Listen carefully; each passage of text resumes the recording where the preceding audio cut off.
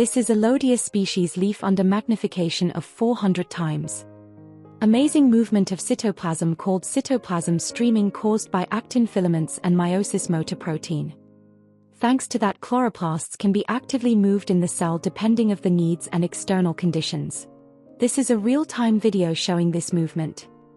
Above on the left corner is also visible phloem and xylem cells, which are plant highways to supply plant with water and nutrients.